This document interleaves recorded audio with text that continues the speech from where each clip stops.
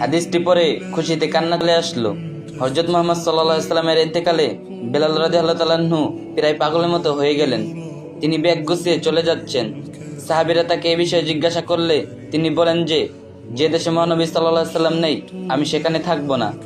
এরপর তিনি মদিনা ছেড়ে দামেস্কে চলে যান। কিছুদিন পরে বেলাল রাদিয়াল্লাহু তাআলা আনহু স্বপ্নে দেখলেন যে মহানবী সাল্লাল্লাহু আলাইহি সাল্লাম বলছেন, হে বেলাল, তুমি আমাকে দেখতে আসো না কেন? এই স্বপ্ন দেখে তিনি মহানবী সাল্লাল্লাহু আলাইহি সাল্লামের রওজা মোবারক দেখতে মদিনার উদ্দেশ্যে রওনা হন। বেলাল রাদিয়াল্লাহু তাআলা আনহুর আগমনের খবরে মদিনাবাসী আনন্দে আত্মরা হয়ে যায়। বেলাল রাদিয়াল্লাহু তাআলা হলেন মহানবী সাল্লাল্লাহু আলাইহি সাল্লামের নিযুক্ত মুয়াজ্জিন। মহানবী সাল্লাল্লাহু আলাইহি সাল্লামের ইন্তেকালের পর বেলাল রাদিয়াল্লাহু তাআলা আনহু আর আজান দেননি। তার কণ্ঠে আজান শুনতে সাহাবীরা বেকুল হয়ে আছেন। তারা তাকে আজান দিতে বললে তিনি বলেন যে তিনি পারবেন না। অনেক জোর করে তাকে বললে তিনি উত্তরে বলেন, আমাকে আজান দিতে বলো না, কারণ এটা আমি পারবো না।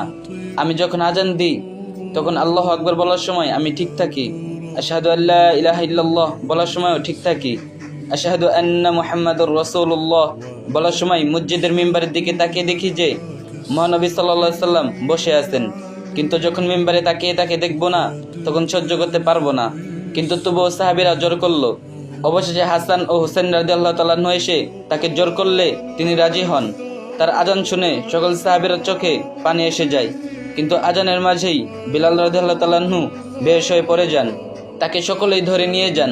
পরে জ্ঞান ফেরার পর তিনি সকলকে বলেন, আমি যখন আজান দিচ্ছিলাম তখন আল্লাহু আকবার বলার সময় আমি ঠিক ছিলাম, আশহাদু আল্লা ইলাহা ইল্লাল্লাহ বলার সময় ঠিক ছিলাম, কিন্তু আশহাদু আন্না মুহাম্মাদুর রাসূলুল্লাহ বলার সময় মসজিদের মেম্বারে তাকিয়ে দেখি যে মহানবী সাল্লাল্লাহু আলাইহি সাল্লাম আজ সেখানে বসে নেই।